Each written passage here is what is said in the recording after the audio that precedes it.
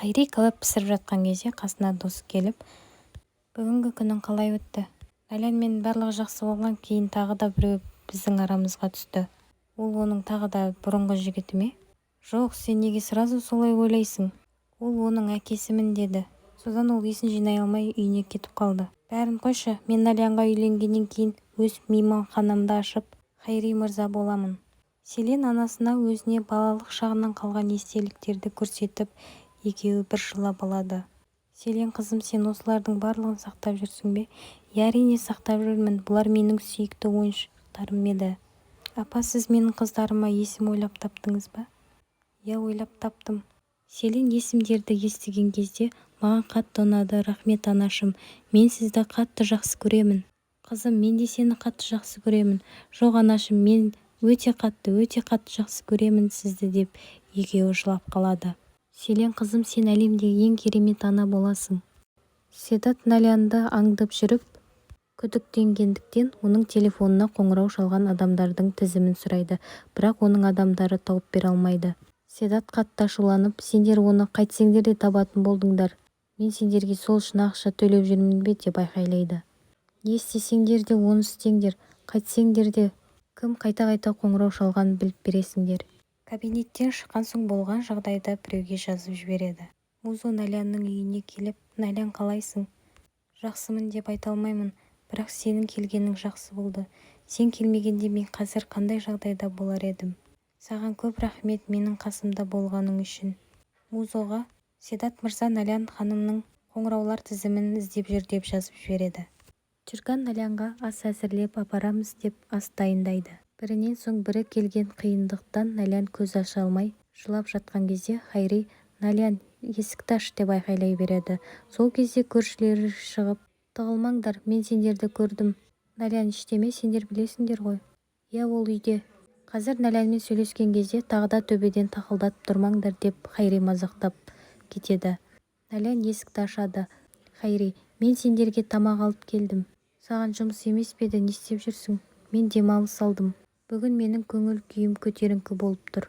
Налян, сен бір түрлі болып тұрсың ғой, көңіл күйіңді түсірме.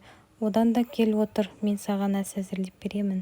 Сенің сүйікті лавашыңды алып келдім. Хайридің аузы тынбай сөйлеп жатқан кезде Налян ойланып кетеді. Мен көп ойландым, Налян, мүмкін екеуміз үйленерміз? Мен сенімен әрдайым кездесу болатын күнді күткім келмейді.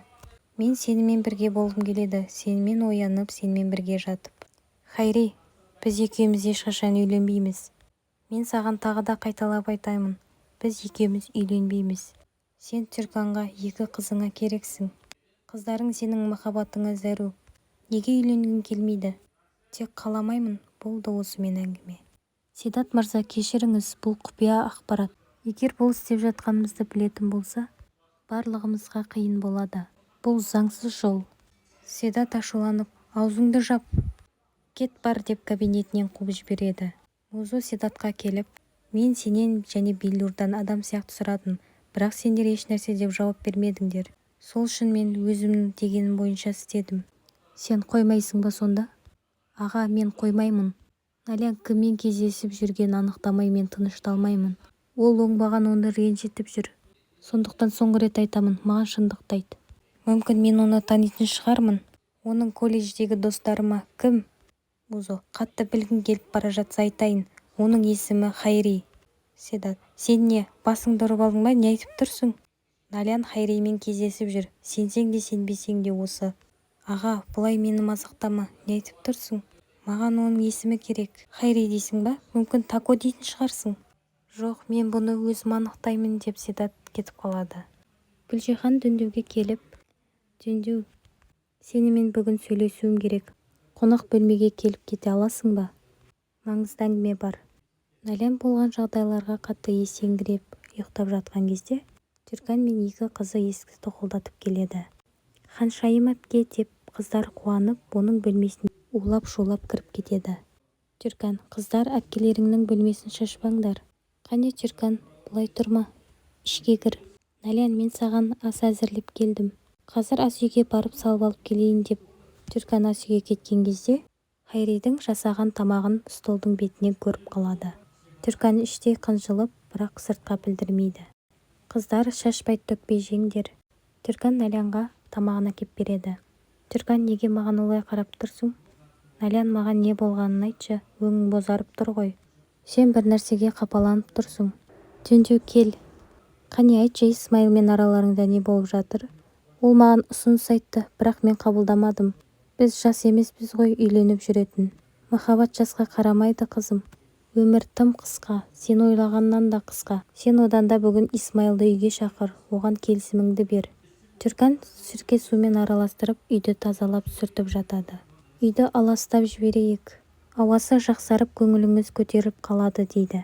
Түрканның үйді аластап жатқанын көріп, оның есіне Фарида анасы түсіп кетеді. Кәне Налян ханым, сізді де аластап жіберейін. Сен жақсы адамсың, Түркан. Мен сенің қасымда екеніңе қуаныштымын. Мен жалғыз қалдым, барлығынан айырылдым. Налян ханым, жыламаңыз. Мені кез келген уақытта шақырсаңыз, мен сіздің қасыңыздан табыламын. Өмірде әркімнің Құдайдың өз жаратқан теңі бар. Бір күні өз бақытымызды табамыз. Түркан, мен саған бір нәрсе үйреткім келеді. Ол не нәрсе екен? Саған оқу жазуды үйреткім келеді. Қыздары қатты қуанып кетеді. Сөйтіп Түрканның есімін Түркан Ерсой деп жазып жатқан кезде, мен Ерсой емеспін, ажырасып кеттім ғой. Сөйтіп Налян оған жазуды үйрете бастайды.